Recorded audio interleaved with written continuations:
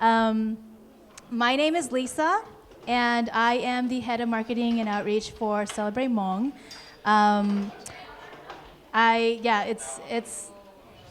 Okay, I'll wait until everybody finds their seats and get comfortable.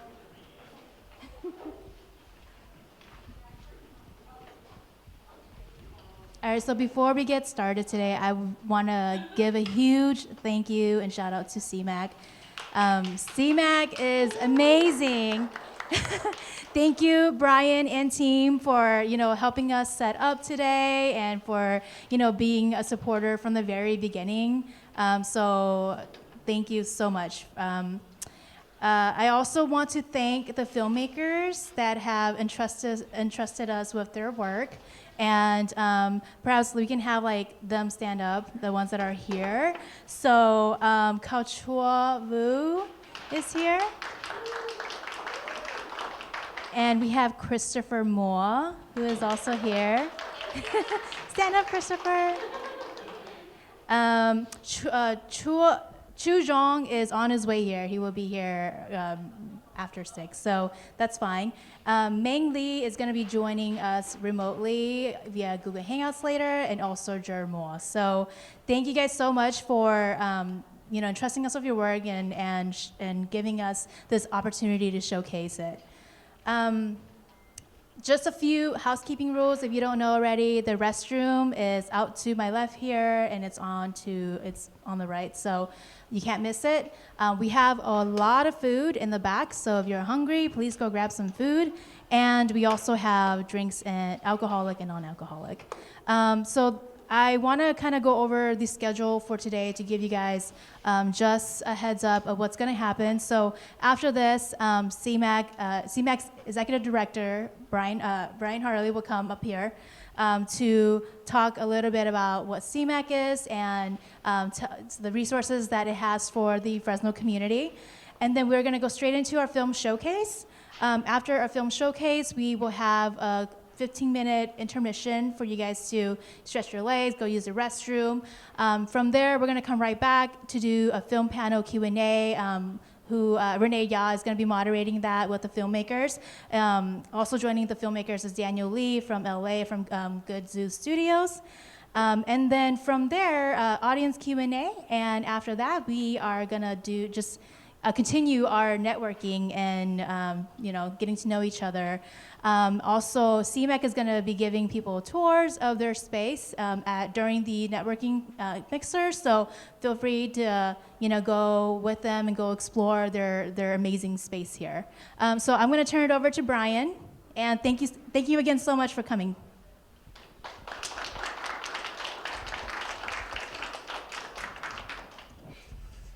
Hi, everybody. How you doing tonight? Thanks for coming out. Yeah. My name's Brian Harley. I'm the Executive Director here at CMAC. And for those of you who are not super familiar with CMAC, well, first of all, CMAC stands for Community Media Access Collaborative. And again, we're a nonprofit organization, and our mission is to empower people to be able to tell their stories. So we provide training classes here at our Community Media Center. Every single week we have different classes going on, from how to write something, how to use a camera, how to use microphones and lights to create your own media. And that could be a short film maybe that you want to create. It could be a documentary, it could be a podcast. It could be really any sort of piece of media that you want to create, and you're maybe not sure how to get started, or you don't have the resources you need to be able to do that. We can help connect you to those resources. So here in our media center, we have a TV studio, which you guys can take a look at after the screening. We have an edit lab upstairs. We have portable equipment that you can check out. So just like how you go to the library and check out a book, you can come here and check out a camera or a microphone or a light kit. Anything you need to go create a media project. And we offer really low cost and in some cases free services to the community. And we're really interested in helping people who are not well represented in our local media. those underserved voices in our community, because everybody has a voice, and we believe everybody's voice is important, and we want everybody to be able to be heard. And so we're all about teaching those skills to get those stories out there. And that's why I'm really excited today to be part of this event, and very honored to be hosting this event here in celebration of Hmong New Year and recognizing these very talented Hmong American filmmakers. So thank you, Renee and Lisa, for allowing us to be part of this. Yeah. Thank you. Thank you so much, Brian. Oh, okay. So we are also so as you guys came in earlier, there was a whole bunch of items, really cool items, on the left side of the room, and those are all going to be up for raffle later. So if you're interested, each ticket is a raffle ticket is $2, and we have T-shirts, we have documentary films, I believe, on the table. We also have 2 memberships for CMAC. So if you're in, right?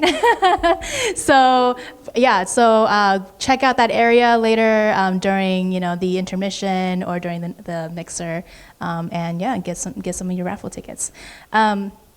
So it's really, really great to have a place like CMAC. I honestly wish that I lived in the Fresno area just for CMAC, because I would totally use all of the resources here. So, and like Brian was saying, it's so important for us to be able to tell our own stories, right? Especially as Hmong Americans, where we have other people telling our stories for us. We don't necessarily, sometimes have the tools or the resources to be able to tell our stories. And so tonight, the 5 filmmakers that we're going to be showcasing have used the medium of film to be able to tell the Hmong American experience. And we have short films that are ranging from a day in the life of a newborn Hmong American baby, right? Of what does that look like? To a Hmong American youth who is an emerging shaman. What does that look like? So we're so excited and honored to be able to share these stories with you. I guess we can just go ahead and get started. I'm going to stop talking.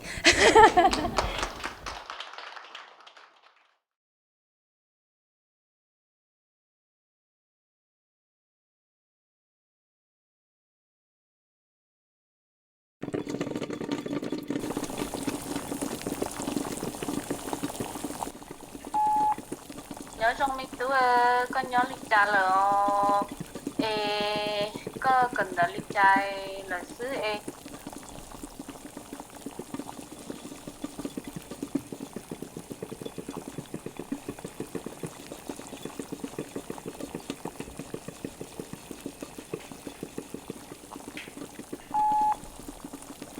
của hai đứa con thì có thơ có tự chỉ được đôi xia tại nó nó có họ thành ra là chỉ có họ nó sai rất nhiều.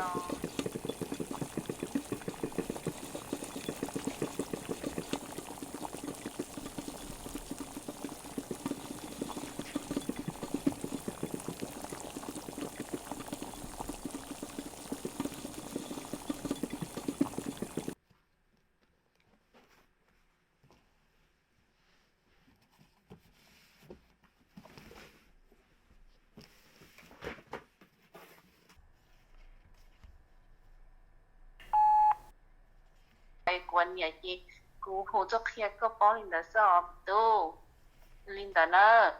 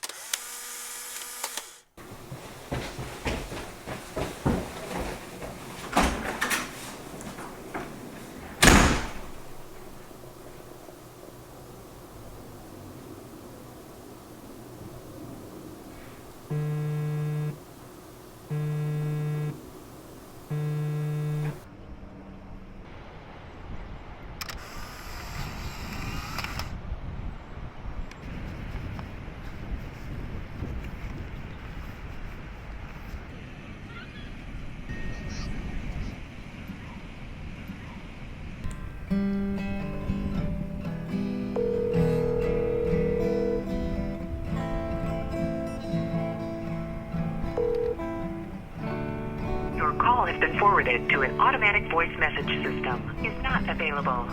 At the tone, please record your message. When you have finished recording, you may hang up or press 1 for more options.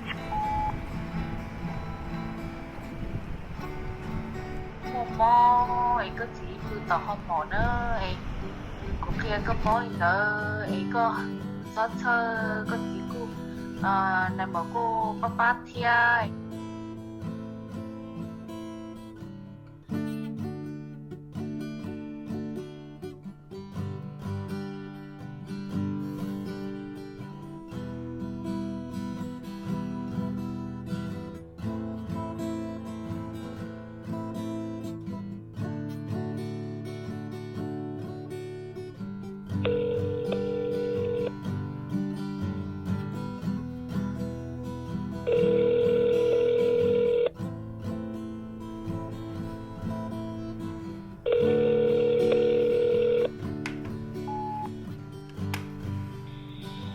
Hey, what's up, bro? There's a package on the table. I remember overhearing you said you wanted to deliver it, so I just took it to the post office and delivered it for you. You don't have to worry about any of the costs or anything. I already covered everything. It should be good to go. So yeah, just want to let you know that I delivered your package. All right, bro. Have a good day.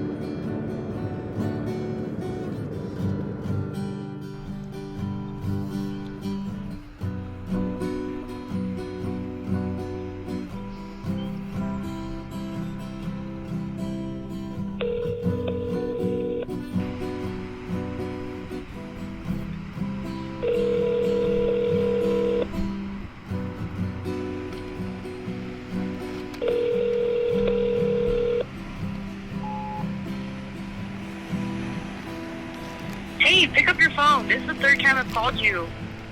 I know you heard Mom's voicemail. Look, okay, Dad really needs you here, so call me when you get this.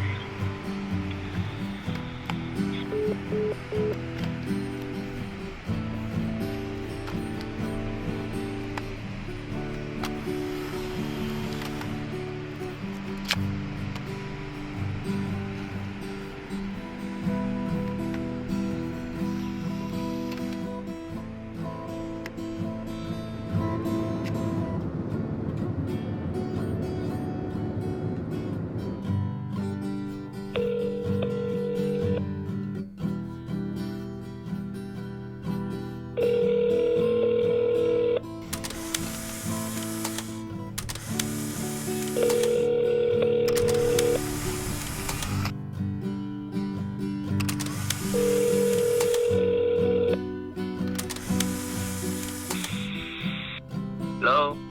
Hey Dad, did you get the photos?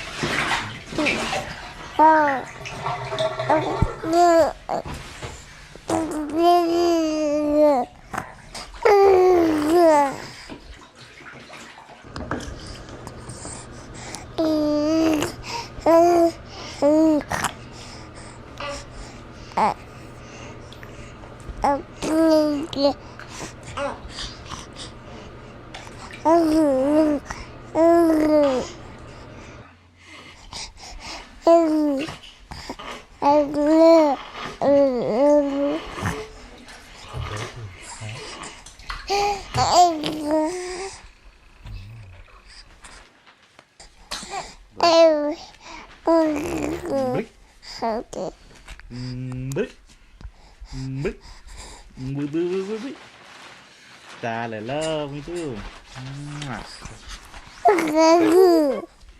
Oh boy.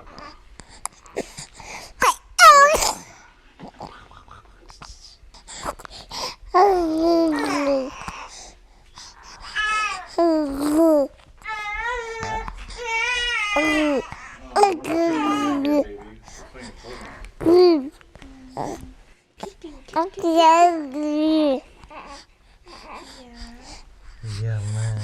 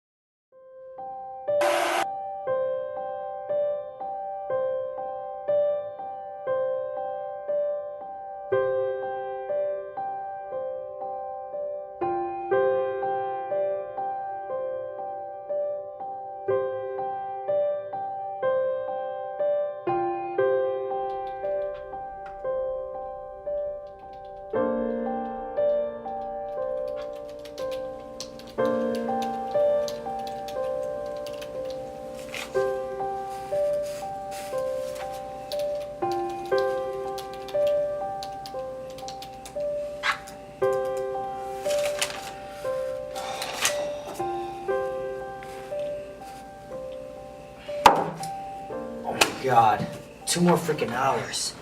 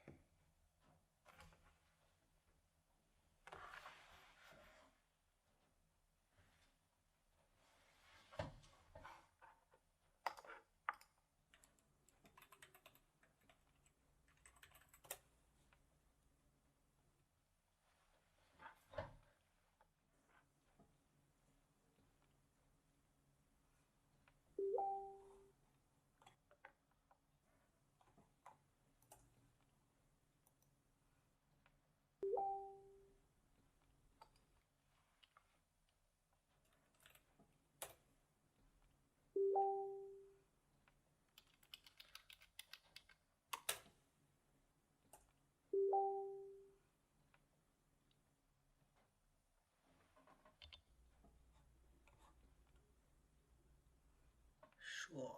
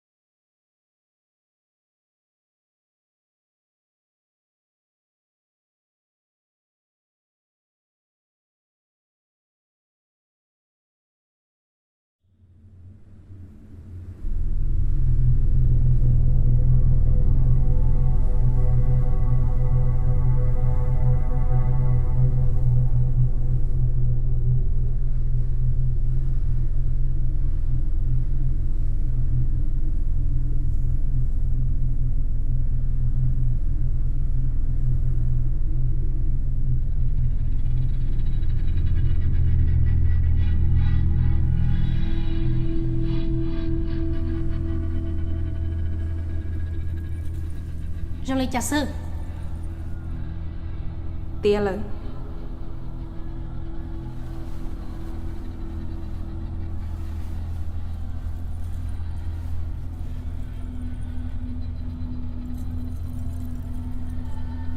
ក៏យកឡក៏ជីឡ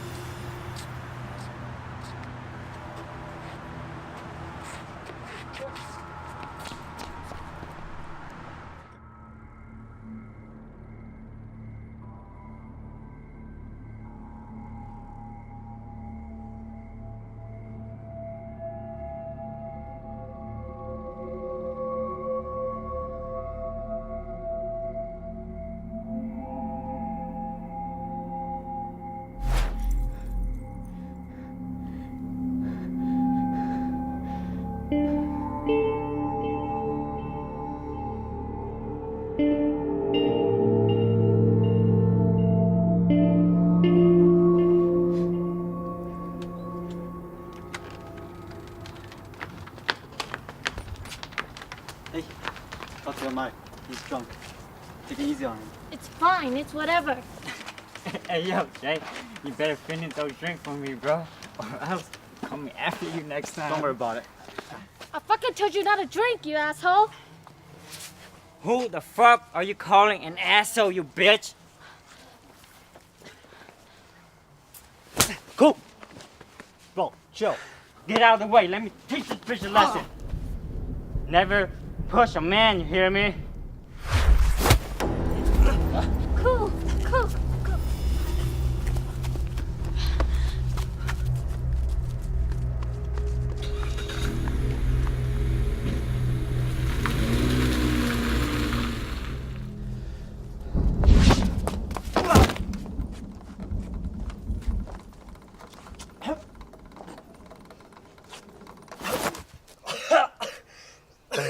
Who the fuck are you?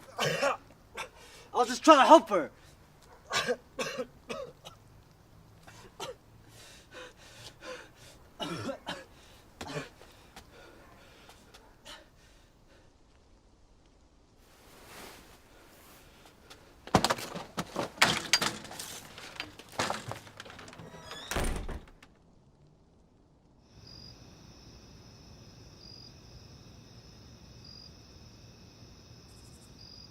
Do you know who or what that is? But it almost killed me though. Oh my gosh, really? You should be careful. It could be a ghost or something. Honestly. Hey, I gotta go. Who's that? Nothing, it was just Jay. And why are you talking with Jay? We're just talking about what happened. He thinks it's a ghost that attacked us. A ghost? That's crazy talk. Why do you care so much? Oh, You like him, huh? No! Why don't you ever listen to me? You know what, cool? I'm so tired of your shit. Think whatever you want.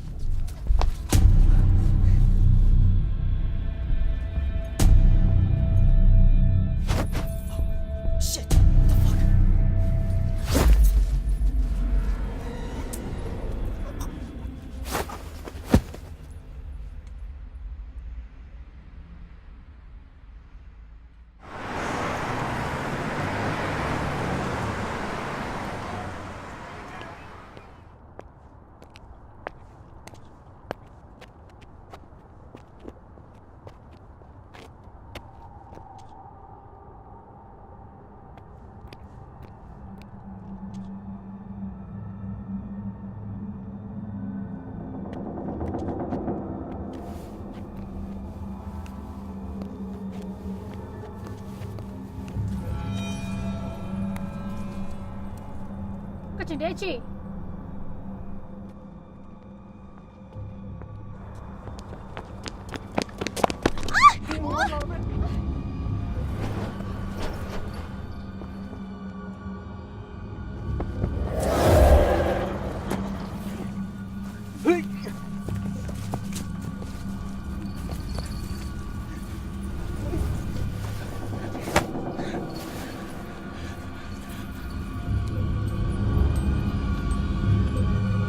Hey!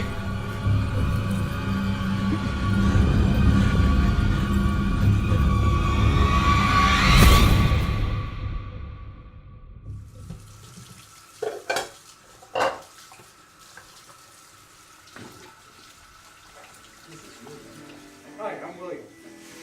William is good at finding your dream home. Really good. What makes him so good?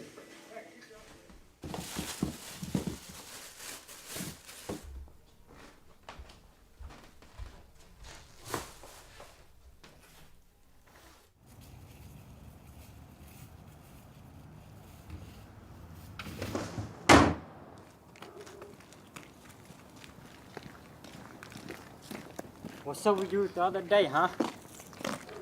What are you talking about? You know, and I know. There's something going on between you and my girl. She's acting up on me. Dude, you hit her. That's why. You're probably too drunk to remember anyway. I remember. I know. You like her. But you didn't have to attack me like that, bro. It's not like that. And it wasn't even me. Oh, so both of you saying it's a ghost? Come on now. Let's fight. Don't be a pussy.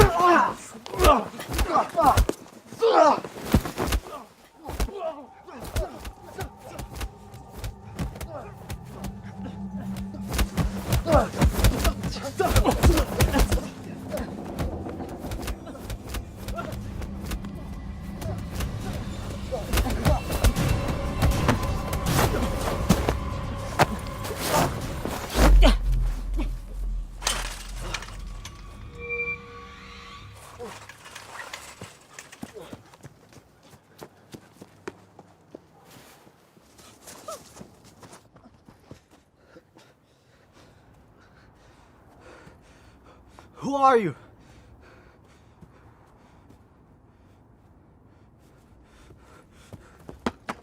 To.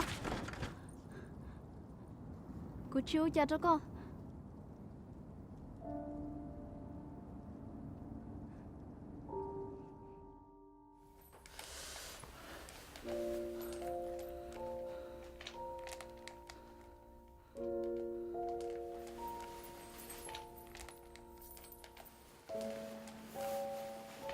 Hey, gotcha. I feel like I've been here before.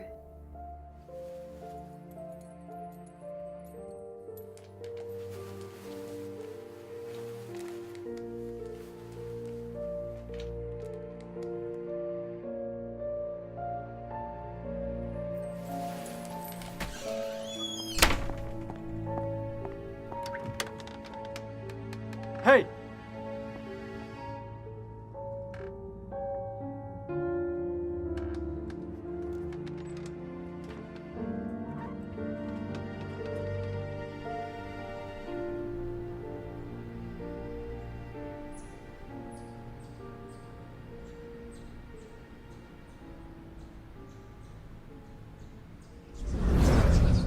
Ye me to zine, o molu she pay li here. Chỉ cho kia li no, thế li ya đi khâu ya ba tổ bé điện đã cho kế, và đã thôi trái tuồng khi. Vì ya ta lo, bé cho chỉ cho lần. Giờ này chim luôn của hai, nên ya bông cho kế trong tu, và chỉ mua ý đã chỉ ya ba tàu.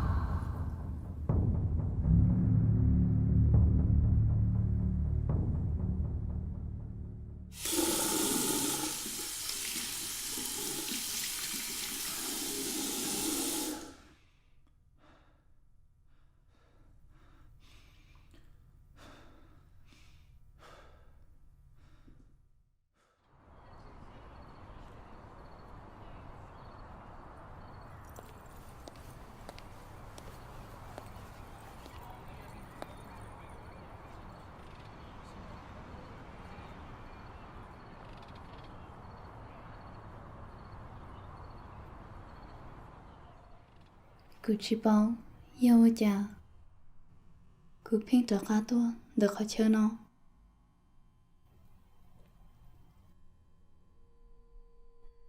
I could have killed you. Mong rung cơ ở cứ chỉ tua co. Ủa cha có chỉ tôi của nó.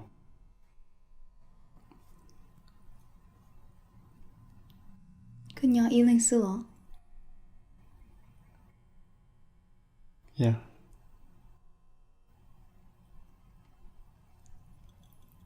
Ý có chế ninh nè.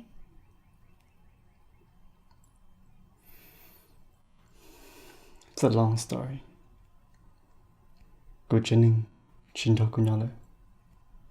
Cho cô sư.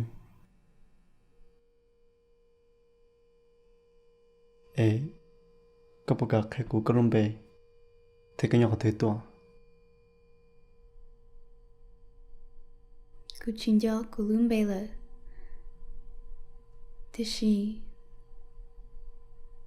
nếu mà bê trao lên bê hãy ý cho đàn chú please. Dạ ta lo bê tao tùa vì cho kế chỉ rõ. Hey, where are you going? I'm going to a meeting. They need me there. Again? Tê tù What about us? trai tùa vì kế sĩ chá sĩ chê Am I nothing? chỉ sĩ tao tao. Can't you see that I'm suffering here? You know, I'm so sick and tired of you always leaving me. I hate my life. You'll be fine. No, I won't let you go. What are you doing? Move!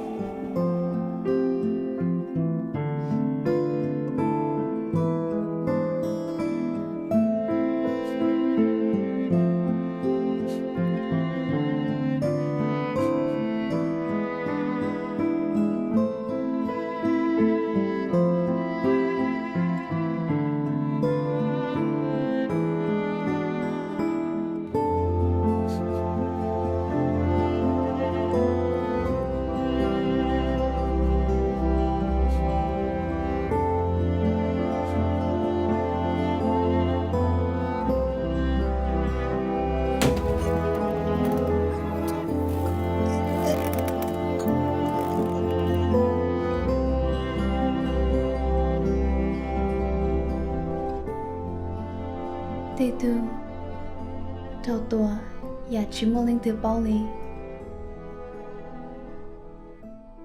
Tìa vì lý nó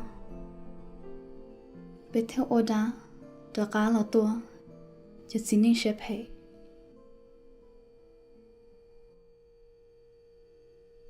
Ê, Ê con này. Cứ chín cho cá lời.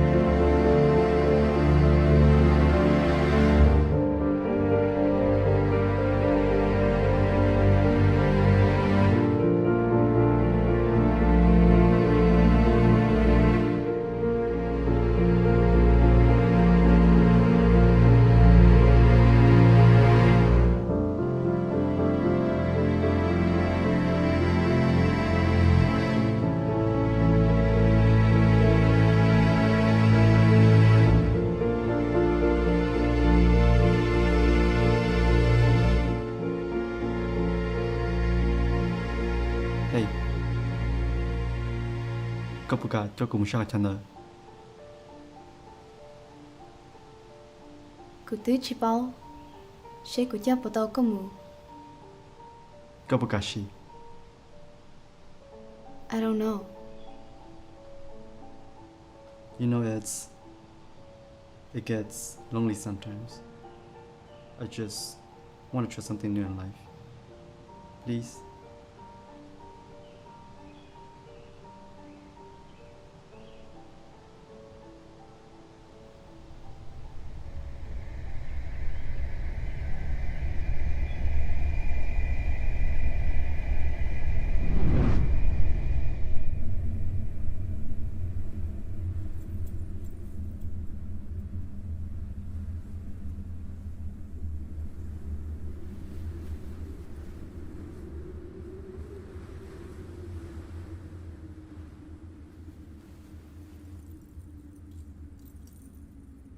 Your outfit.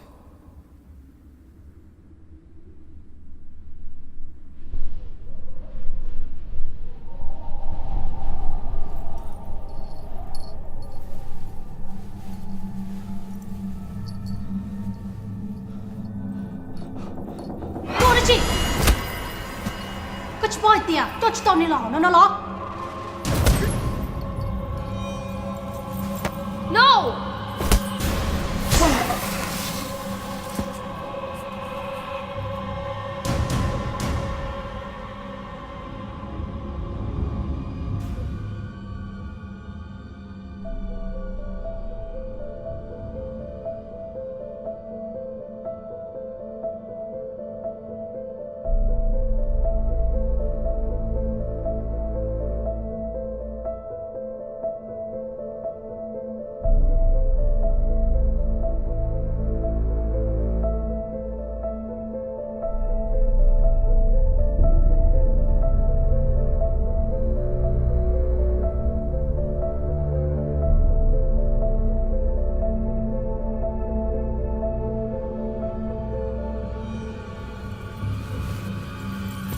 Chú kia!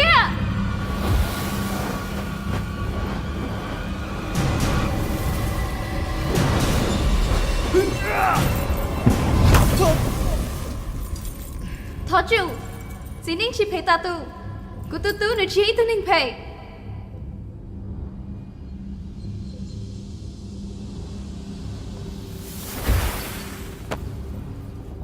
Nè lâu, bây tương luôn có hai lần đây lợ.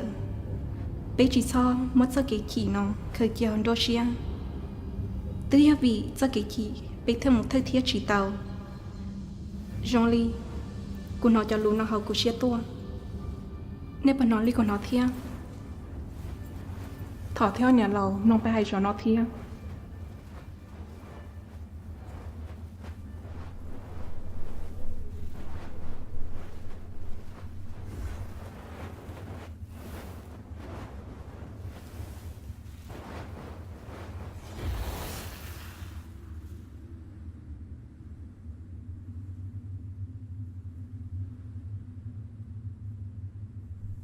Lo pe mo.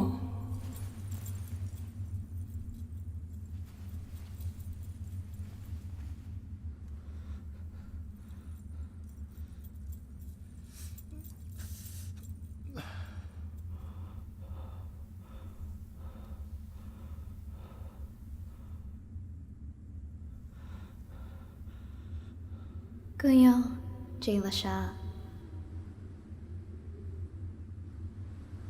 Mẹ tu, cứ yo cái nhiều.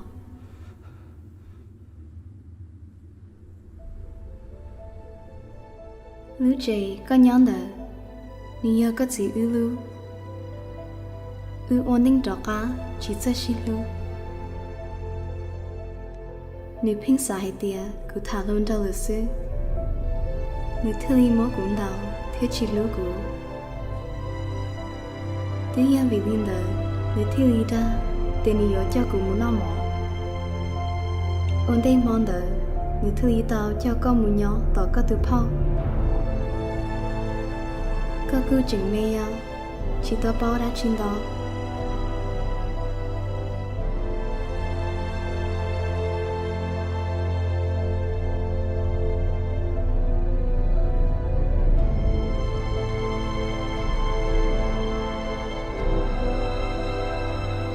Mong đời, thầu của chúng ta tỏ chỉ không giờ.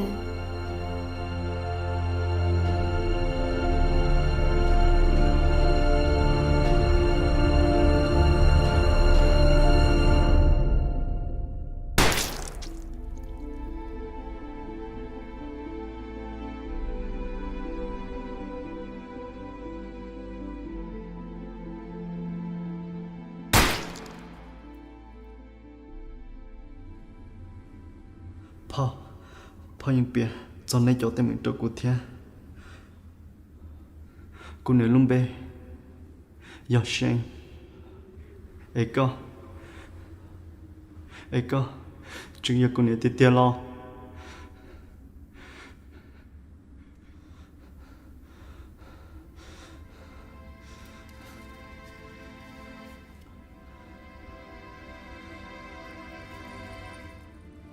Lo, sao chơi bên mù lợ?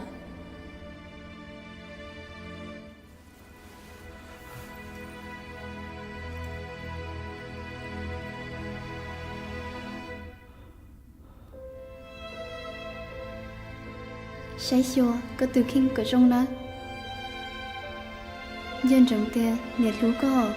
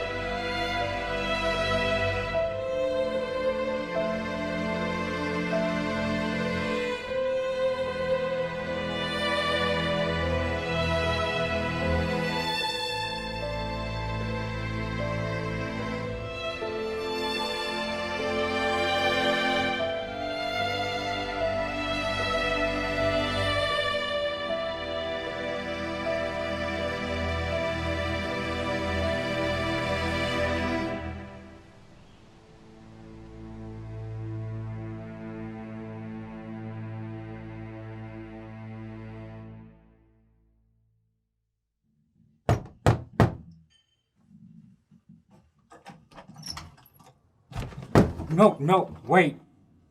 Don't. I'm not here to cause any trouble. Look, I don't have anybody to turn to. Please, it's my wife. She left me. No, I know I should have listened to her. Did you really see that ghost too, Jay? Yeah. Man, that was strange. It had me thinking a lot. I realized I messed up big time. I should have never hurted her. Why do you keep hurting her? I don't know. I can't control my anger. And when I do get mad, take it out on her. Maybe I'm just too insecure. You know, the problem is not her fault. It has always been mine and the demons.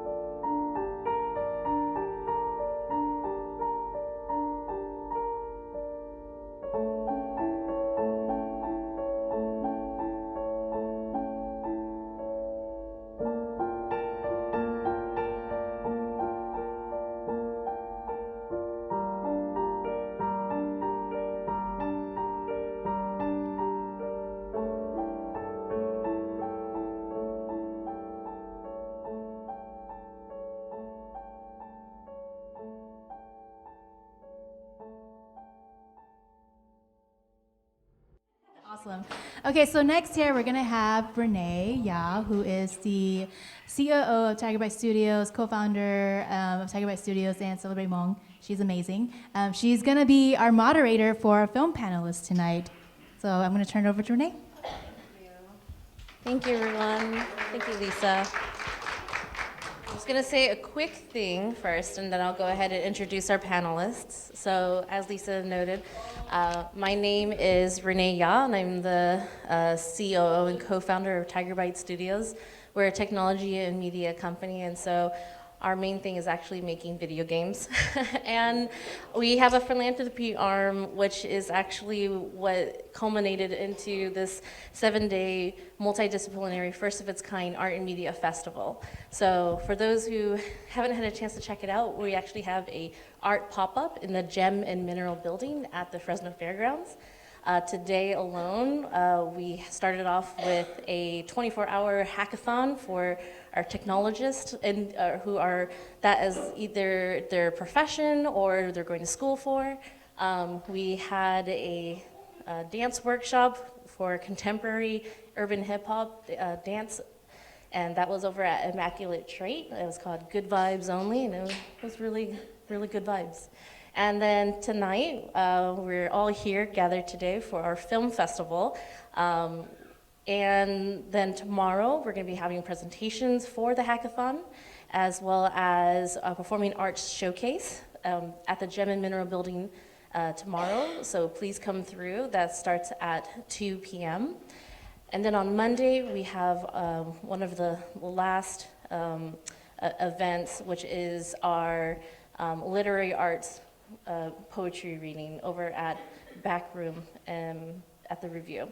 So please attend that as well. It's free, and you'll be able to hear all about our different literary artists. So the Gem and Mineral building will be, with the art pop-up, will be all the way until January 1st, however. So find many different ways to be able to connect with us, celebratehmong.com or Celebrate Hmong on Instagram, Facebook, and Twitter as well.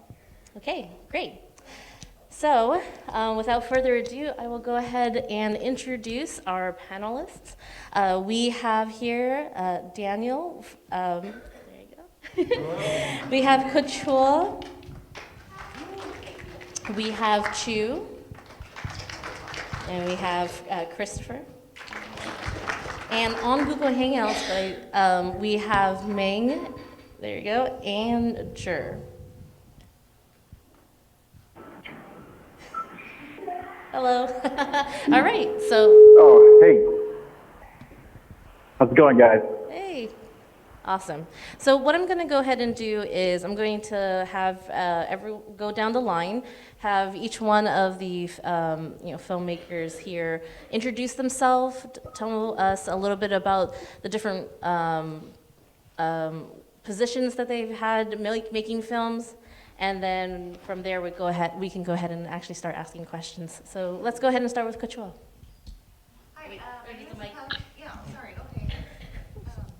Hi everyone, my name is Kao Chua, and I've been making films since I was 15 years old, and I started at a nonprofit organization in St. Paul, Minnesota, and fell in love with it because it was a way to help tell stories for my parents and my community, which growing up, it was difficult to find any resources to learn about my identity, and the only way was to document my parents' stories because they did not have a formal education to read or write, and so the way to bridge that gap was to use film as a tool to tell their stories.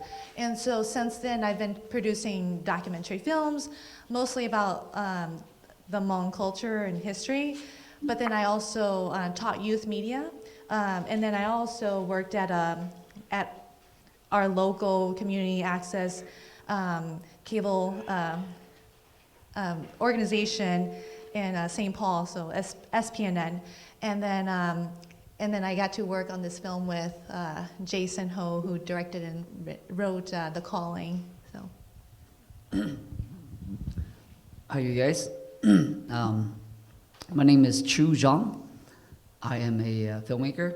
I've been doing film for 8 years. And I just recently quit my job. So thank you. It was a big milestone. It was pretty hard to just do that thing. And then so I'm doing filmmaking full time now. I'm a full-time filmmaker. I am paving my own path for many to follow. And among filmmaking industry, there isn't really a sustainable industry. And so what I'm trying to do is I'm trying to inspire and I'm trying to advocate, and at the same time I'm trying to create that for our community. Since entertainment in itself is so powerful, it has a lot of followings. And in our community, our Hmong community, we are losing our language. And so we don't have a lot of outlets for our young generation to really follow and to really be inspired by and to really learn from. And so now there's only usually YouTube videos and stuff like that. And it's mostly all in English, which is great, nothing wrong with that. But, so I wanted to create this industry so that we can capture their attention and we can preserve our culture and share our stories. And so I am personally a storyteller. I have, the other part of the question was, what have we done with, what part do we play? Yes. Filmmaking, right? I've done everything from writing, to directing, to acting, to lighting, to cinematography, to gaffering for my own thing, PA for my own stuff, producer. I basically have to do everything just because in our industry we don't have it. And so if you can't muster the strength up to learn these things to really make your own production work as a one-man crew, you're not going to be able to go anywhere. And so as a position where I was really, I have a really limited resource and I had to be very well-rounded. And so that's why I do all these things. I would love it one day to just, direct or act. But as for now, you got to do what it takes. That's a dream, ain't it, though? Like, to be able to do just one job. I'm Daniel Lee. I'm a actor, filmmaker, producer, writer, director, whatever needs to be done in order to make a movie. I'm here from Fresno, so I'm a native. I live in LA now, working in the entertainment industry. Oh my God.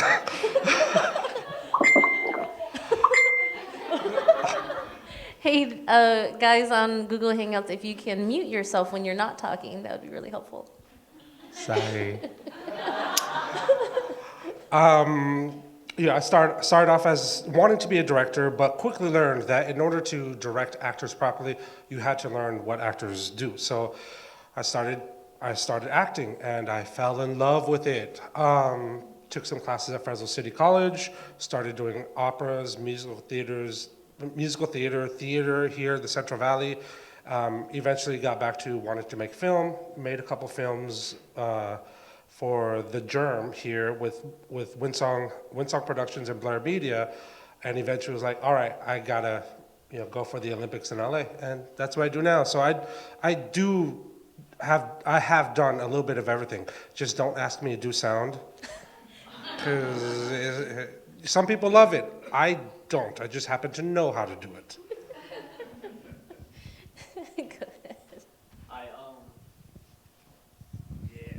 Hi, my name is Christopher, and I'm a filmmaker and a video marketer. My work centers around my experience and the Hmong community and my identity. And majority of my works are primarily about identity crisis and how a lot of youth in the Hmong community they deal with that every day. And whenever they get asked the generic question, where are you from, they have to second guess, or second think about how to make it, how to shorten it down to 30 seconds and make sure they know what it is. And yeah, so I'm just graduated this quarter, and I'm looking forward to making films about the Hmong community and the identity crisis that we have, and to inspire and empower youth to embrace the culture and pretty much appreciate it. And what really inspired me to become a filmmaker is the One Fruit production, if everyone knows. Yeah. I want to do skits and comedy skits and around the Hmong community, just mirroring just how One Fruit production is like. Awesome, great, thank you so much. Let's go ahead and have Meng on the call. Then explain. Maybe never mind. Okay, how about Jer? This is fun, by the way. I'm having a blast. Hi. Why don't you go ahead? So the question was, tell us a little. I hear a lot of static. Is that me? Wait, who's this? This is Meng?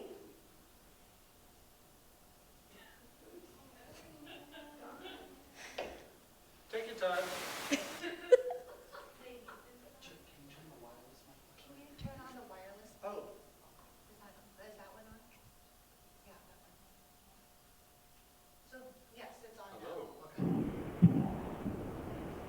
Is it my turn? Oh, yeah. Okay, yeah, go for it.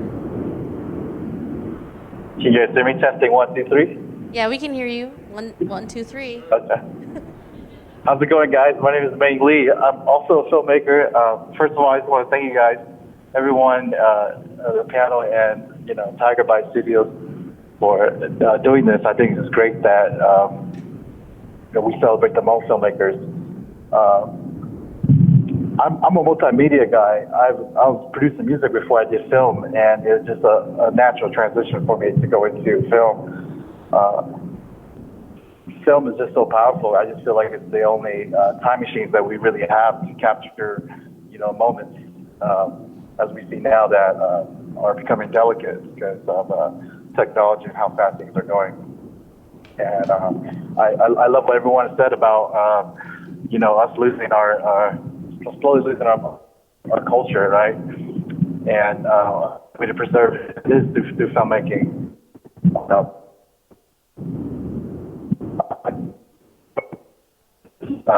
Small business for myself. I'm in Mexico right now doing a wedding, and My main focus are documentaries still, and I do want to do feature films. I got a couple of projects right now. The main fighter, Cowboys, with project I want to do is pretty. Oh no, it sounds like you're breaking up a little bit there. That was kind of hard to hear. Yeah, sorry. I'll make it brief then. I fell in love with film because of, you know, how powerful it can spark an emotion, right? I remember making a slideshow for a friend who lost their father, and it was just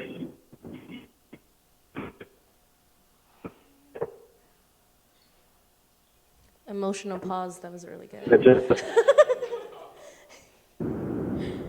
yes. All right. Thank you so much, Ming. We're going to go ahead and go over to Jer Moa at this time. And yeah, Jer, why don't you go ahead and explain a little bit about your background in all the different types of film making positions you've been in. Hi, everyone. Can you guys hear me fine? Yeah, we hear you. Okay. Yeah, so my name is Jer Moore. I am a filmmaker here in St. Paul, Minnesota. And I recently graduated from the Minneapolis College of Art and Design in 2018 with my bachelor in filmmaking. The reason I got into filmmaking is because ever since I was little, I was inspired by a lot of Hollywood films, a lot of films all over the world, Indian films, Thai films, Korean films. I'm sure a lot of you guys seen some. Most of my films are focused on the Hmong culture because I believe we need a new voice in this country. Because a lot of Americans movie nowadays, they don't really show the true side of our stories or the Asian American community in general. So I want to showcase that side in my films and just bring a new voice from the Hmong community to the Western world. So that's basically it. Yeah. And what kind of positions have you held in filmmaking? Oh, I have been doing a lot of things, actually. I've been writing my own films. I've been mainly cinematography and then also directing and editing. Yeah, I see this common thread in Hmong filmmaking where we basically have to be really scrappy and just kind of do what needs to get done, right? Yeah. I'll just talk because y'all can hear me. I'm loud. Chris, okay. Well, I guess I'll talk into the mic. We kind of do whatever it needs because not every one of us is afforded the opportunity or the luxury of going to a film school or taking part in a film program and learning what's the difference between a grip and a gaffer or a grip and a PA. We don't necessarily all get that opportunity. So when we want to make a film, we have to want it so much that we are willing to do whatever it takes. So if you have to be a director and actor and a cinematographer, I don't recommend doing all three at the same time, but if you absolutely have to, then you have to, because what's more important than your workload at this point is telling the story. So everything that everybody does on a film set is in service of the story. So hey, if you're missing a sound guy, you're gonna have to be the sound guy.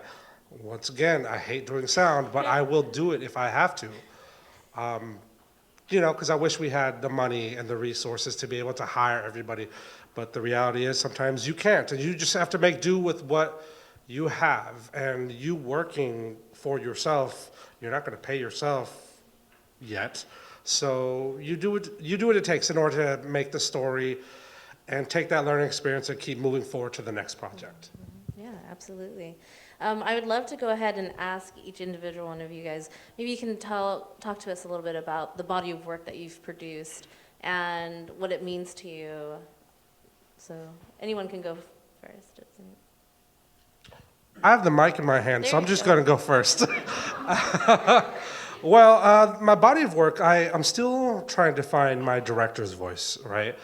Because you have people like David Fincher, Terrence Malick, you have Wes Anderson. They all have very distinct voices that you can see in their work. I'm still trying to find that voice. So at this point, really, if you're like, hey, Daniel, do you want to direct a film? I'll probably say yes, just because I need to put in my hours to figure out what that is. But if I were to encapsulate it in some way, I would say they're all relationship-based films, because the stuff that really moves me, the stuff that inspires me, and that, quite frankly, I just really like to do, are films about people and how they relate to each other. You know, whether it's a familial relationship or a romantic relationship or the relationship with an idea. I want to explore that because humans are so weird in the fact that sometimes you'll set, you know, like let's say for a rom-com, the main guy, boy meets girl, he already puts an expectation of what the girl wants her. So I want to explore that. Why do you think that way? How does that affect you? How does that affect what you do? And go from there. Maybe it'll work out. Maybe it's gonna fail, but I'd like to see what happens. Our identity and what we like to do in film? Yeah. Is that what it is? Yeah, and just your overall body of work, too. Okay. Well, my hero is Stephen Chow. If you guys didn't know Stephen Chow, he's the guy who plays Shaolin soccer. He's a very funny guy. His comedy teachings are, they call it mo lai tao. What it is it's nonsense, which it also means is, to me, it's very creative. And so I love comedy. I have tried drama. Almost fell asleep. Again, this is just me. I tried serious horror. You know, it was a little hard to tolerate. But comedy is my thing. Me and my team, we do comedy. We love comedy. We love giving people a smile. We love making them laugh. Wherever walks of life they come from, whatever their state of mind is during the time they're watching a film, we want them to laugh, smile, and be happy, and you know, take something away and have a good time. And so to me, when I do film, I want my film to be more emotionally driven. You know, I'm not so technical and technicality and trying to get everything right. I'm more story driven in terms of emotions. And so if I want to make you laugh, I will make you laugh. I make you cry, I will make you cry. Or if I want to scare the shit out of you, it's gonna happen. And so if it doesn't happen, I didn't do my job right. Yeah, and so I'm a comedy guy, but I love horror comedy. That's my trend.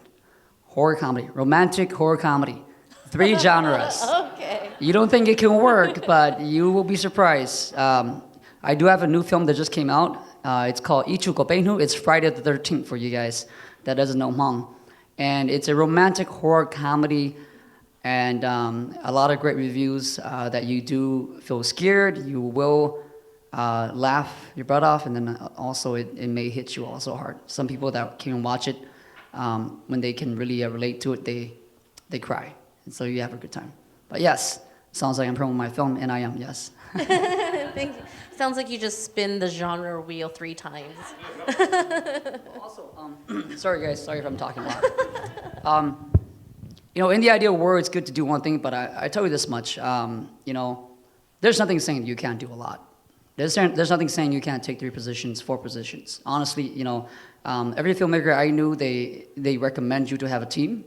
They recommend you to have somebody for sound, somebody for camera, you know. I mean, maybe I came from a different perspective. This is just my thing. It doesn't have to work for everybody. I condition myself to be able to do all those 3 effectively. That's kind of the idea. You know, you just gotta know what you have, your resource, and you have to mold your setup to make sure it's the most effective it can be. But it's not saying that you can't do 2 or 3 stuff on set. Nowadays, you know, if you work for somebody, they prefer somebody more well-rounded, where they know a little bit of everything. And so, you know, again, like I said, don't make excuses because you have to do 2 things and 3 things. You know, train yourself to be better in those things. The more you can do, the better you can get. The more you get done, and the more effective you become in telling your story. And so, yeah, think outside the box a little bit. That way. That's where I came from. Well, my first video that I made was about my father's involvement in the war, in the Vietnam War, and then also his experience growing up in Laos, in Thailand, and escaping war and coming here, and how his journey of as a man and where we are today as a family, and so it's really about identity for me, and I continue that path with filmmaking and documenting and preserving the Hmong history, the Hmong stories, things that I know that my parents know that no one else would tell me, or that I can't access in any textbook or any cultural books, because most of the books that I were reading about the Hmong people were written by scholars and academics, and so most of those were anthropology based, and so most of my stories about the Hmong people came from my parents telling me stories, and so I continued that path, and so my family had a soul release ceremony, and I didn't know what that was, and so I said, hey, I'm going to document this, and we weren't sure if it was appropriate or not, and my parents decided, okay, if you want to document this, go for it, and so I did that, and so my documentary films are mostly about how my parents still practice certain traditions that I know that I wouldn't be able to keep when it comes to my time of raising my own family and carrying traditions that I wouldn't be able to practice myself, but then for future generations and my generation to look back to say, hey, this is how we did it back then, and this is, even though we don't look to these spiritual practices anymore, they were part of us at one point. And then some other work that I did was about sex trafficking in Vietnam with Hmong women, which is a big problem there right now. And then another one I did was about Hmong women, ages 8 to 80 years old, to tell their stories about what it means to be a Hmong woman. And the documentary kind of just, it provides a lens that we're all the same. It doesn't matter which generation you are, even though we are so different, we're also very similar in many ways.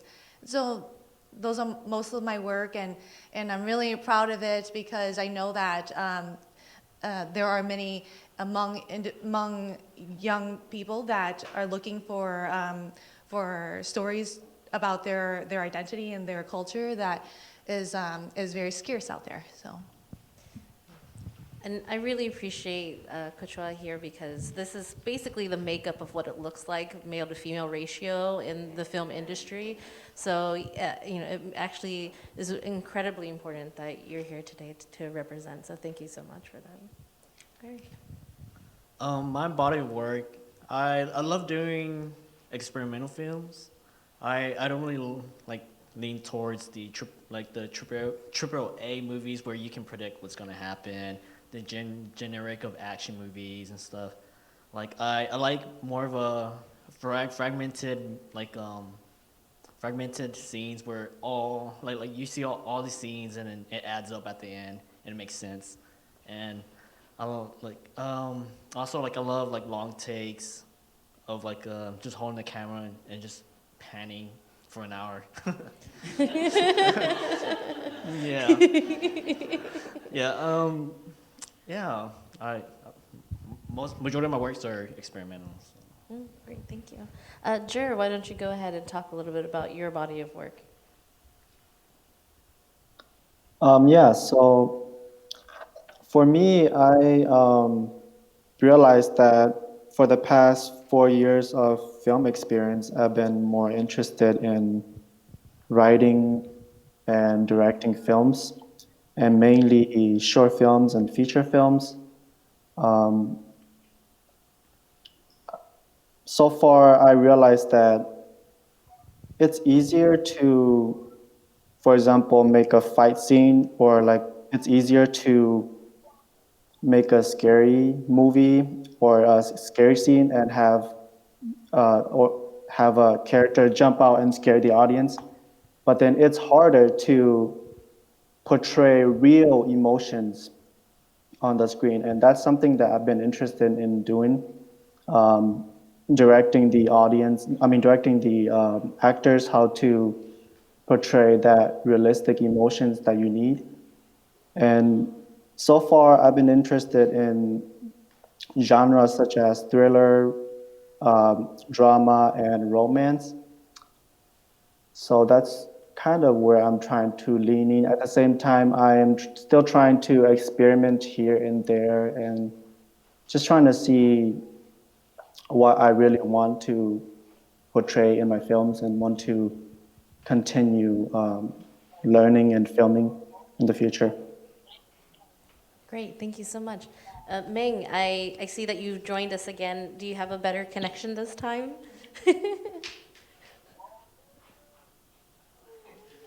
That's a yes. Outstanding.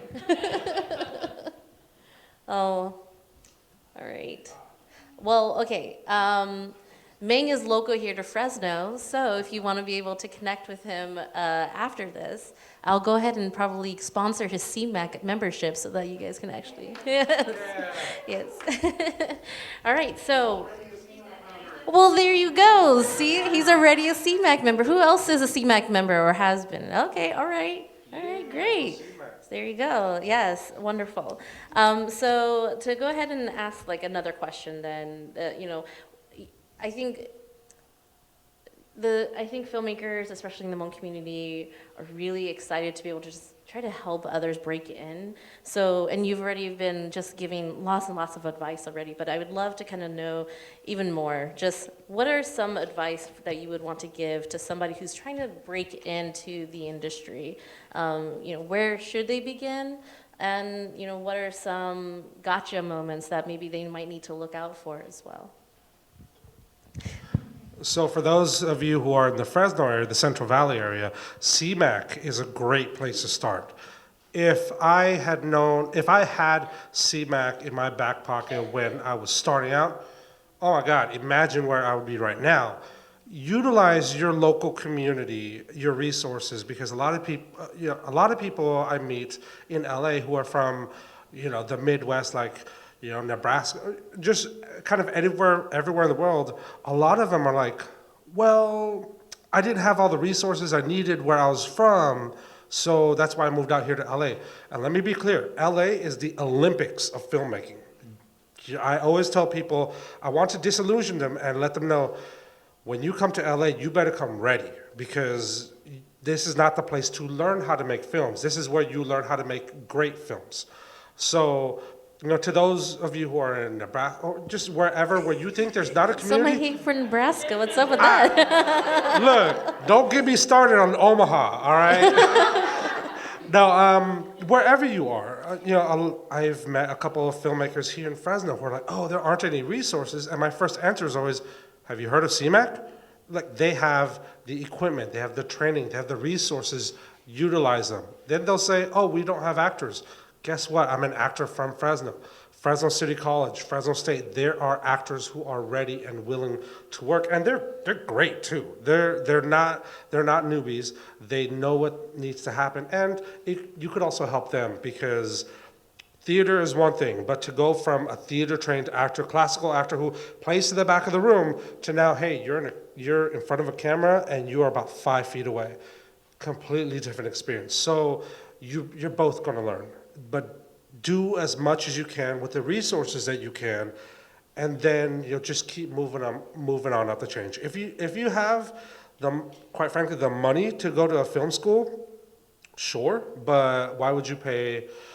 And some people are not going to like me for this, but why would you pay over $50,000 to go to film school when you could pay CMAC's membership, on a yearly basis and get so much more out of it? And you get to work within the community. I mean, work begets work. You're going to build these relationships, learn how to network properly, just say, hey, you know what? You need a sound guy?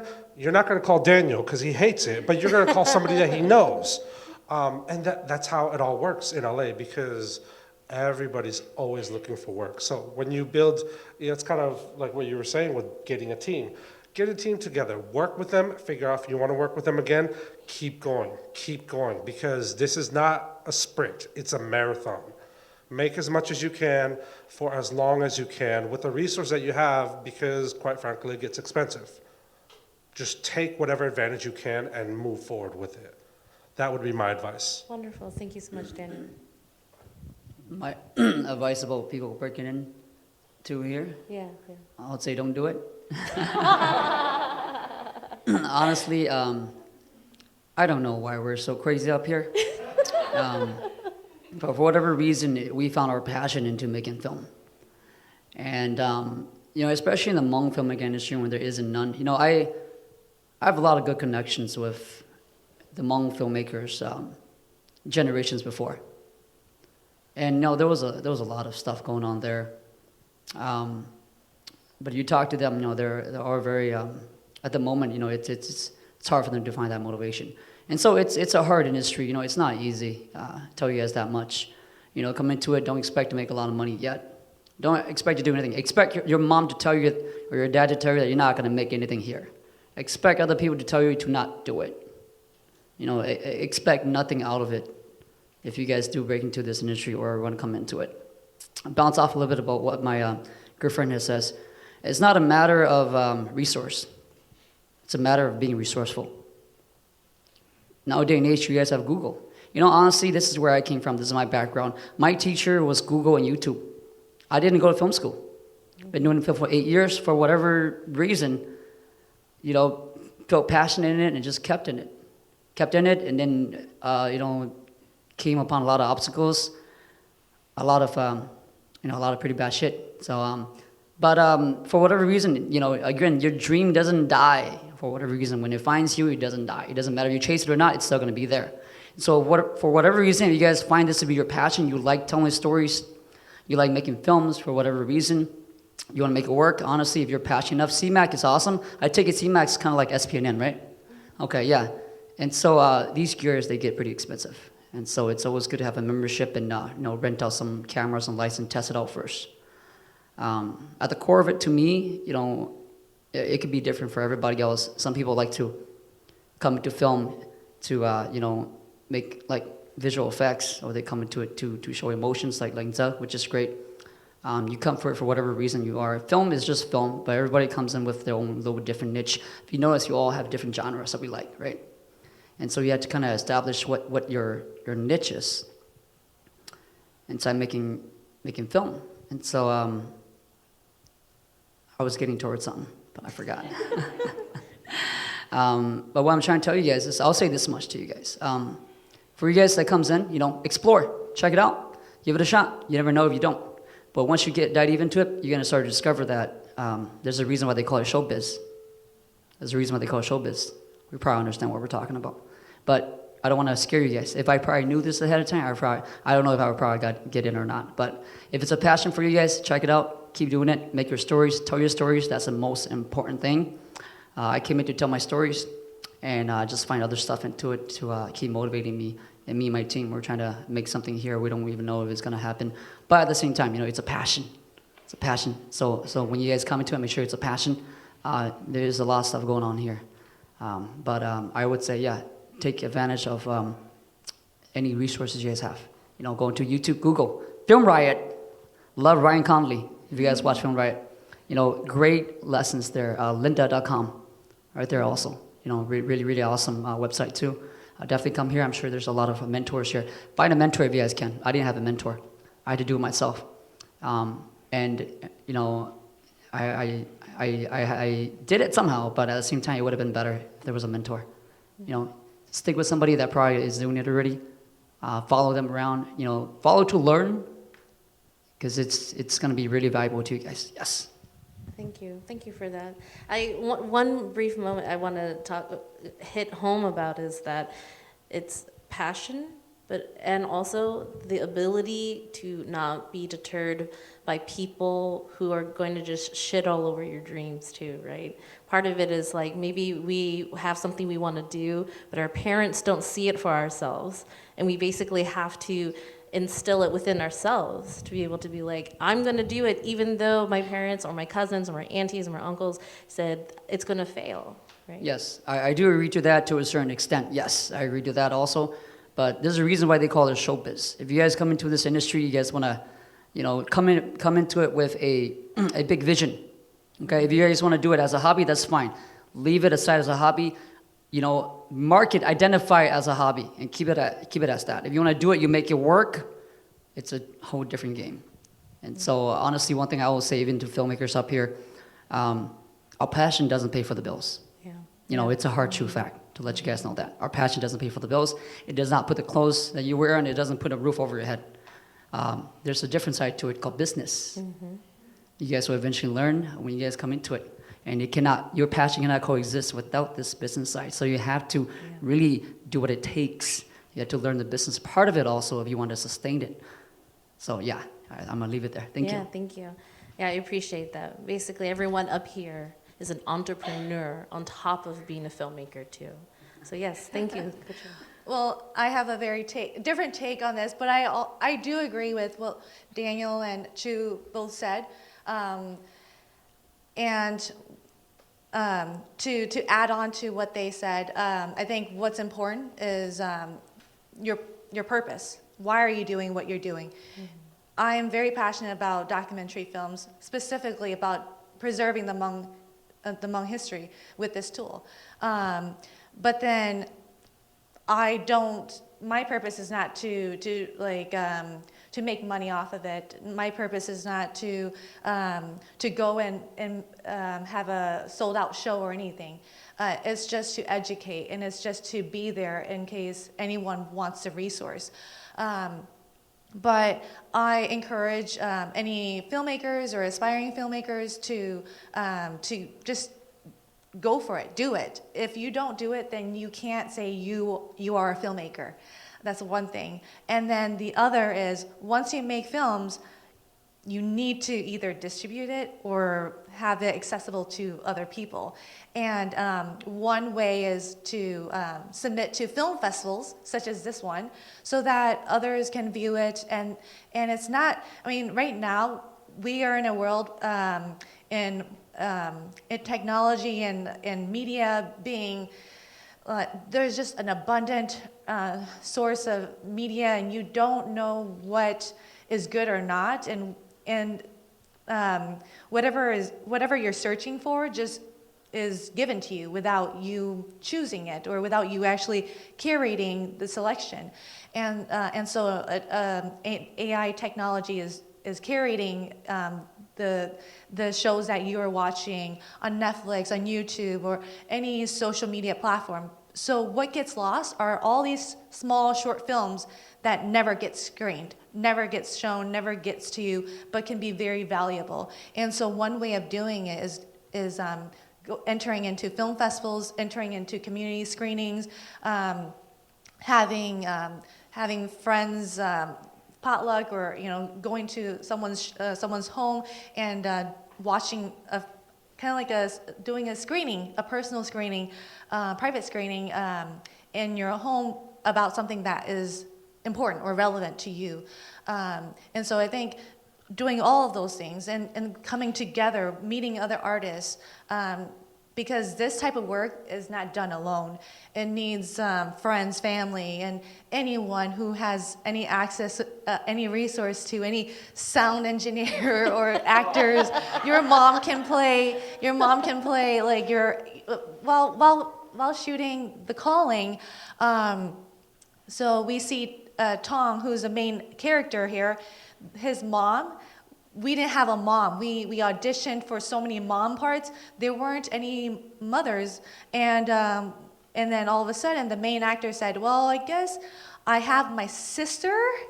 I can try to convince her to play," and they did. And so she was a mom, the young mom in the film, and so that's how we make films work, is using anyone who's available to us, and then also not having any money, so making, like, these are all volunteers, people who are passionate as well in the vision of the film. So selling your idea is a big plus as well. Yeah, absolutely. Thank you for that. Everyone up here said majority of what I want to say, and I definitely agree with Chu's intake on the entrepreneur side. Like you really have to see that other side if you want to become a filmmaker making money.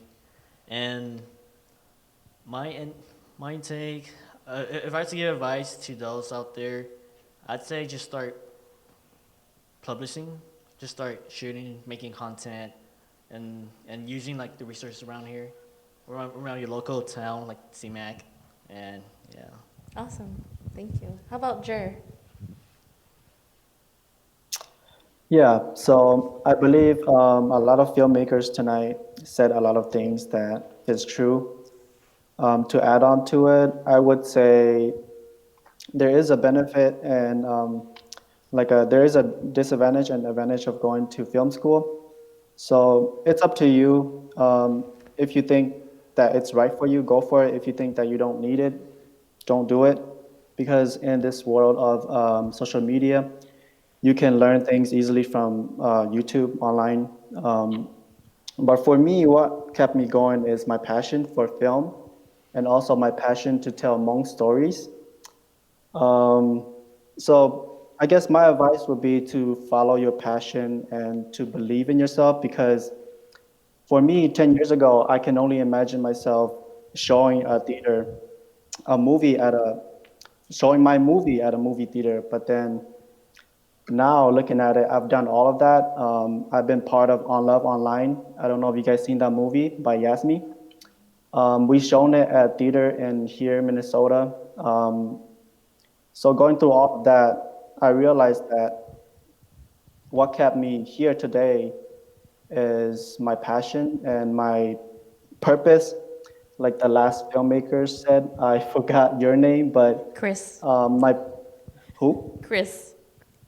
Chris? Yeah, Chris was last. Yes. So what kept me going is my purpose to tell Hmong stories. So I would say, yes, search for your purpose and search for your passion. That's great. So before we move on to Q&A, okay, yeah, go ahead. I'd rather you guys do. I'd rather you guys do film on the side than do drugs. So if you guys have nothing else going on, like I know I probably come up pretty negative, but I'm not saying just jump out, don't do it. I'd rather you guys be productive at it. Give it a shot. Give it a chance. You might like it. You never know, right? You have to give it a shot before you know. Great. Here's a little bit of a sobering lesson that I try to impart on as many people as possible. Is I usually get a lot of like, I'm passionate about film. Well, what have you done? Oh, nothing. I haven't started yet. What I will always tell people is make sure that you love it, because filmmaking, show business, all of it is incredibly difficult. And if at the end of a 14, 16-hour day, you're exhausted, you're hungry, you're tired, you're just irritable, if you would rather do something else, then do that.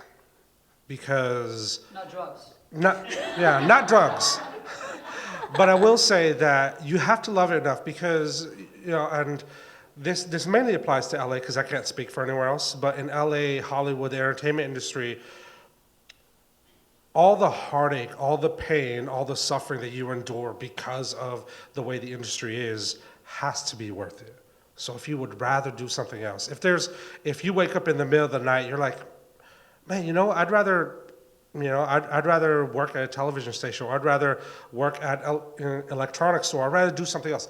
Do that instead, because it is not worth, paying the astronomical amount of rent, having to deal with traffic, having to slave away, just trying to find the next gig. It's not worth doing all that if this is your second option. Decide, and it's okay. If you haven't decided, that's fine. But if you say that you're passionate about filmmaking, dedicate yourself to it, commit to it, because it's not going to be nice to you. But what I will say as a counterpoint to that is there's nothing more satisfying than showing your film to an audience, because it is a great feeling to know that, hey, you're watching a story that only I could tell in the way that I do. Can I also add something? Yes, please do, Jer. So one of the biggest thing that I've learned so far is to just make mistake. Don't be afraid to make mistake, because you never learn if you don't make mistake, and that is your best teacher. So don't be afraid. That's all I have to say. Absolutely. Thank you for that. Can I say something? Yes. Oh, you have a better. Yes, you're back. Yeah, I'm back, guys. Hey, Ming. What's up? Can you hear the music? Is it loud? No, that's good. That's good. I'm trying to go as far away as I can from the party so you guys can hear me. Yes, Meng is in Mexico at a wedding, if you guys didn't hear that. So thank you for joining us. Meng, go ahead. So I just want to say, from my experience, from the people that I've met in my life that's made a big impact on my life, they told me, don't worry about the money. The money's the byproduct. It's what comes after what you're good at, right? And I remember making my first film on an iPhone 6, right? And it was for a donation video. And that night they played it and they generated $250,000 off of that one video, Nice. And it was just because I captured the emotion correctly. And ever since then, I realized that it's all about just really living your passion in the best way that you can. And, creating serendipity for yourself. Just creating great relationships with your craft, And then, I didn't want to come over here in Mexico. They forced me to come over here. I'm dead serious. They're like, we only want you. We don't want you. We'll pay you. We'll pay you your price. And I go, I don't want to do weddings. I actually hate doing weddings. And they're like, no, we want you to do it. And they said they take care of everything. And I said, you know what? They convinced me. They bought the ticket already. And I'm like, okay, all right. So I'm here. And I truly believe in my heart, it's about just really loving what you do. And, just giving it back, right? Giving it back to people. I actually give out more free videos, more free video productions than I do paid. And that has come back to me more than, going out and search for it. I do very little marketing. So just grab your camera, go out there and, go make somebody's day, right? Because someone else is going to be watching it and then they're going to be like, hey, I like the way that you made me feel towards your work, Can you do that? Can you give me that feeling too? So I agree with everyone that about the entrepreneur stuff too. You do got to understand the finance part, but then once you get your system in line, man, it's beautiful. I really wish everyone could live their dreams and passions, and I do think this is the best time to do that. So go out there and do it, Thank you so much, Meng. That was great. So what I'm going to do is so we're nearly out of time, but what I'm going to do is I'm going to be doing a Q&A. We're going to have probably 3 questions total. So while you guys are thinking about what kind of question you want to ask, I'm going to go ahead and turn to our filmmakers here and ask if there's anything they would like to plug. That way it gives you guys time to think about that perfect question that you want to ask. So go for it. Whoever wants to go first. All right, I'll go first.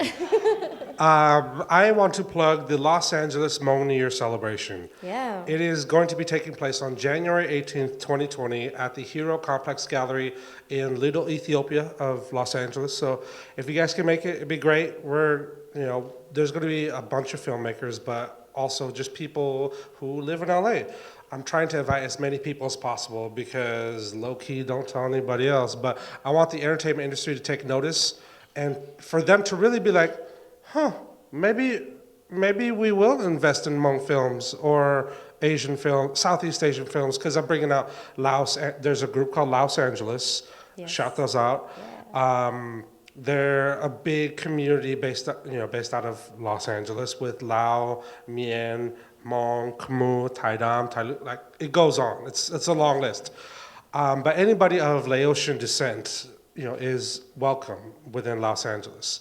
The last thing I want to plug is tomorrow, Celebrate Hmong is having a performance, a couple of performances. Showcase, yeah. It's a showcase. Shout out to my friend Jasmine Vang. She's a Hmong actor from Fresno, but she lives down in Long Beach now. She is going to be premiering her 10-minute play called Nyako Pa, which is, Wife 10,000. She's performing. My friend Eric Vu, he's going to be doing sketch comedy there as well. Come on out at the Fresno Hmong New Year tomorrow morning. It starts at what, 2? Starts at 2, and it's going to be in the Gem and Mineral building, right next to Spider-Man. So come on. Yeah, right next to Spider-Man. So, yeah, those are my plugs. Oh, also, Good Zoo Studios. It's the production company I filmed with 3 other Hmong filmmakers, and we are trying to make a difference in the greater entertainment industry. Great, thank you. Is plug and promote? Yes, plug and promote. Okay, all right. First time I heard it. Thank you. I want to promote my new feature film. I made a new feature film called Ichu Ko Penu. We showed it across the nation in major Hmong cities at the theaters. We showed it in North Carolina to Minnesota, Colorado to Wisconsin, and Sacramento in California. We showed it. First we just showed it in Minnesota, but it turned out pretty well there. Everybody loved it. They loved the comedy aspect, the horror aspect, and they loved the romantic aspect of it. And so we were able to branch off pretty wide to share it with the majority of our Hmong community. But I wanted to also share with you guys today. If you guys want to check it out, we have a website. Oh my God, it's going to be hard. www.charlieproduction.com. Spell it out. charlieproduction.com. It's in Hmong, but it does have English subtitle. And we do have other people with other ethnicity that came and they enjoy it. It's something different, something unique. It is very culture specific. We have like beliefs and stories in there, like Honchate, which is like blood bond and stuff like that. So it's a really different, unique film. If you guys have a chance, check it out. If you really want to watch it, let me know. I can write down the website for you later on. I do have it for sale right now on DVD and Blu-ray too at the Hmong New Year. So if you guys do come to the Hmong New Year, check out my booth. We are over there. We have digital streaming and digital online download also. And the idea for this film is to pilot my next project. And so we want to keep it going. One of the key things is consistency. And we want to keep it consistent while still making quality project to hope that our community will come back and support us if we do something and deserving of their support. So I just want to promote my new film, Ichu Ko Penu. You guys haven't heard it. It's like Friday the 13th. It's based on our belief that if somebody dies of 13th day unjustly, they can come back to kick your ass. So it's a comedy. You guys gonna love it. And where can we find you at the Hmong New Year? You can find me at the Hmong New Year in the booth. I am by the Commerce building.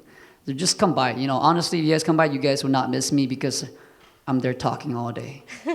I'll be there talking and promoting the film all day. I did this in North Carolina. I went 4 days straight talking. So that's why my throat is kind of like this. I was just there saying that, check it out. You guys will not be disappointed. I'll just do that forever and forever. So you guys will hear me. But come on, if you guys give it a shot, you'll be surprised. You'll have a good time. Thank you. Thank you. Well, just one small plug, Hmongimpact.org. I'm part of a giving circle, and we are accepting RFPs right now. It's a very short survey about the questions are pretty short, and it's for nonprofits that are serving the Hmong community that are under $250,000 of operating budget, but we are accepting any proposals now, and so let your friends know if you know any nonprofits that are looking for funding. Oh, I'm gonna apply for sure. Nothing to plug? Okay. Orange juice, do it. All right, Jer or Meng, anything you'd like to plug? I can say something. I'm actually looking for young Hmong speakers. I'm going to be hosting another TEDx event this year. I would love to find, someone who would be willing to speak. So if you guys know any young Hmong individuals that are under 18 that would like to have a TEDx talk, please have them contact me. I'll give you guys all my number, 559-538-0500, okay? I'm going to be hosting another TEDx event, so be on lookout for that, okay? How flexible are you with young? Because I'm old. Daniel, you're old. You're not under 18. You're like double that age. Look, I did one for the older people before, and I really love the youth, and I work a lot with the youth, and I just want to give them their voice because I feel like we're going through this generation narcissism where we think we're better. And working with the youth, I realize they're really, really, really smart. They're way beyond what we think of them. They're bored. I think they're bored. And I want to just kind of share their perspective of life, going through what they're going through, because we know our generation was completely different from theirs. All right, we'll definitely make sure to look for some young Hmong youth. All right, and Jer, anything you'd like to plug? So right now I have no project in the making, but then I do want to promote my production, which is Far Vision Entertainment. You guys can go to YouTube and type Far Vision Entertainment and check out my videos there. I have all sorts of videos from action to a little comedy to drama to horror. So I tried everything in there. And I also have Far Vision Entertainment on Facebook too. So you guys can go to there to keep up to date. All right, we'll make sure to put that into to this event page as well as on Celebrate Hmong's website as well. All right, so now we will open it. I think we plugged for too long, so. Sorry. One really good question. How about that? Oh, okay, sorry. Yes. Oh, yeah, sure. I'll go ahead and give you a mic. Let me sashay over here. All right. Hi, guys. My name is William. My question, well, of course, when it comes to filmmaking and when it comes to people and their perspective when it comes to filmmaking is, it is a grind, it is hard work, and it is, a lot of post-production and making sure you guys are getting the right sets and all that. But my question for all you filmmakers is, what was something that you guys had recently that was a joyous or exhilarating experience that you guys had on set, whether with your actors or your post-production or anything like that, that made you realize why you guys love filmmaking? Perfect question. So if you can answer it in 1 minute, that would be great. Each person 1 minute to formulate it, because what's going to happen is we're going to be opening up for a mixer afterwards where you guys can then go ahead and bombard each one of these filmmakers with all of your questions. All right, go for it. For me, it's hanging out with your crew right after producing everything. One time we went to In-N-Out and we're all just looking at each other like, damn. But then the really cool thing is showing your film right to your audience, and your whole crew's there. Everyone's just like happy, like we did it. Awesome. Great.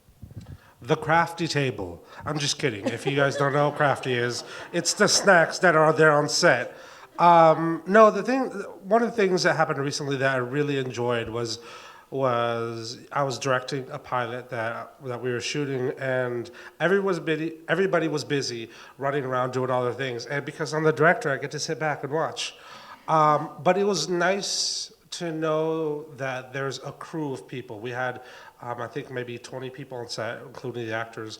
It was nice to know that we were all there, or they're all there to back me up on telling the story that I had written that I want to show to the rest of the world. And yeah, it was nice to be the boss.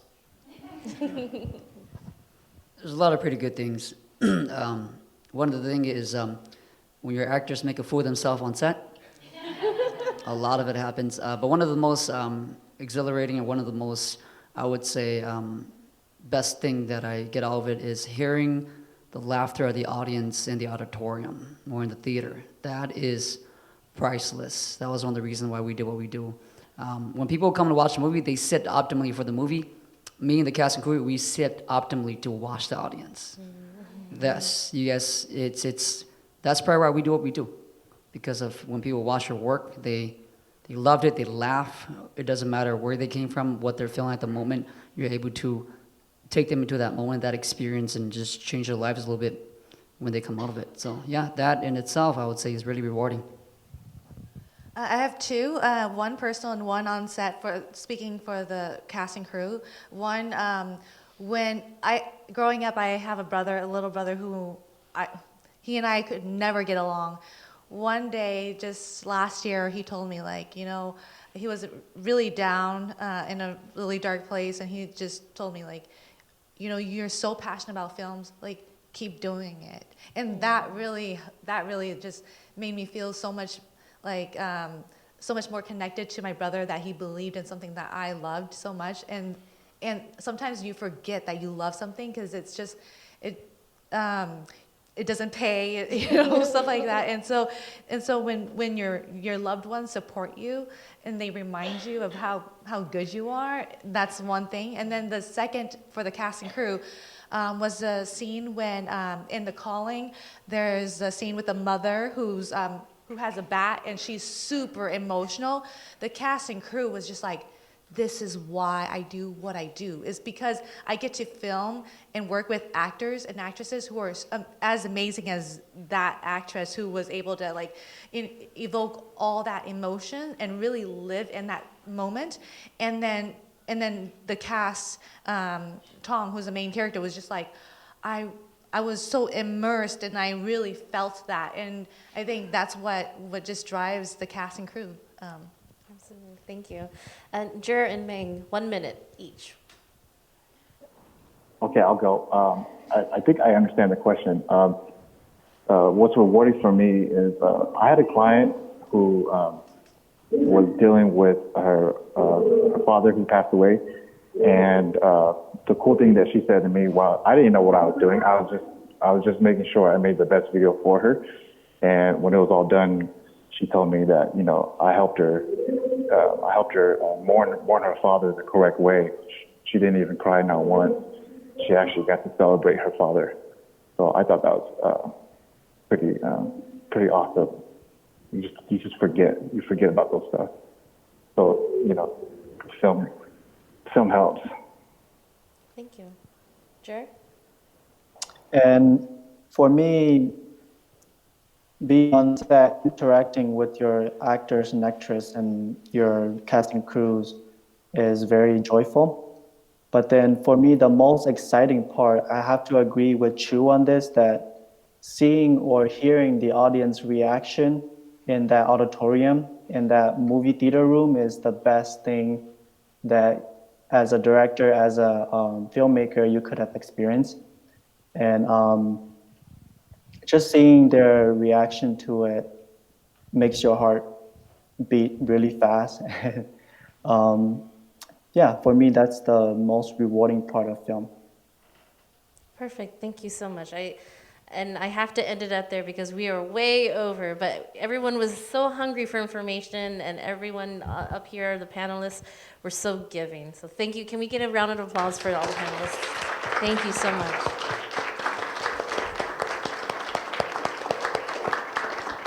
Yeah, one of the things about Celebrate Hmong is to be able to provide a platform for filmmakers who feel like they don't have the accessibility to be able to have an audience. One of the things that we try to do is not only engage the Hmong community of artists, but also be able to invite adjacent community members, people who aren't Hmong, to be able to come and be able to enjoy and see the work that's being produced, the high quality work that's being produced by the Hmong community. And so thank you so much for those who came here today to be able to pay witness to all of this wonderful work. Thank you again, and I will go ahead and dismiss everyone, but I will do raffles because everybody's gonna do that. Yeah, there you go. So Lisa, go ahead and grab the raffle tickets, and thank you to the panelists. You guys can go ahead and mosey back over to I'm gonna go get some of that wine. yes, get that wine.